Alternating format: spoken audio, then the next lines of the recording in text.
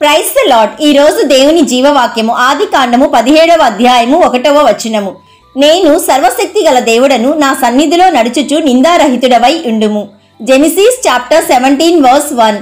I am God Almighty, walk before me and be blameless. దేవుడు అద్భుతమైన విధముగా అబ్రహాముకు తనను తాను సర్వశక్తి గల దేవుడను ఎల్ షదాయ్ అని కనపరుచుకుంటున్నాడు. ఇక్కడ దేవాది దేవుడు అబ్రహాముకు 2 ఆదేశాలు ఇస్తున్నాడు. మొదటిది దేవుని సన్నిధిలో నడవమంటున్నాడు, నమ్మకంగా నడవమంటున్నాడు.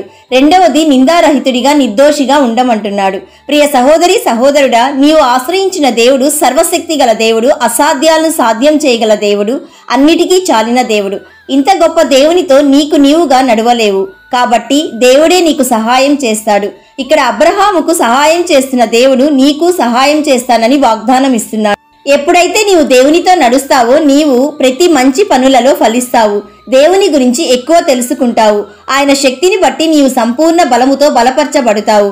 ఆయన సన్నిధిలో నమ్మకముగా యథార్థంగా జీవిస్తావు. దేవుణ్ణి సంతోషపెట్టే బిడ్డగా ఉంటావు. ఎప్పుడైతే నీవు దేవుని సన్నిధిలో నడుస్తావో నీ కుటుంబం ఫలిస్తుంది. నీ పిల్లల ప్రవర్తన విషయంలో ఆశీర్వదించబడతారు. దేవుని శక్తితో నీవు నిందారహితుడిగా జీవిస్తావు. ఎటువంటి పాపము జోలికి వెళ్ళవు. సమాధానముగా ఉంటావు. So my dear friend, our Lord is Almighty God who will sustain you to the end guiltless in the day of our Lord Jesus Christ. కాబట్టి ప్రియ సహోదరి సహోదరుడా, నీవు ఈ లోక మర్యాదను అనుసరింపక ఉత్తమమైనది, అనుకూలమైనది, సంపూర్ణమై ఉన్న దేవుని చిత్తమేదో పరీక్షించి తెలుసుకోవాలని, మీ మనస్సు నూతనపరచబడి రూపాంతరం పొందాలని మేం ప్రార్థిస్తున్నాము. నమ్మిన వారందరూ ప్రార్థనలో ఏకీభవించండి.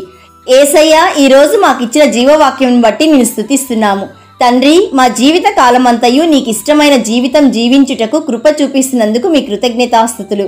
ఈరోజు జీవవాక్యం వింటున్న ప్రతి ఒక్కరి జీవితంలోనూ, వారి కుటుంబంలోనూ, ఉద్యోగంలోనూ, చదువులోనూ, వ్యాపారంలోనూ, పరిచర్యలోనూ నిందారహితంగాను వెలుగుగాను ఉండుటకు ఆశీర్వదించమని సర్వ సమృద్ధినిచ్చే యేసయ్య నామంలో అడుగుచున్నాము తండ్రి.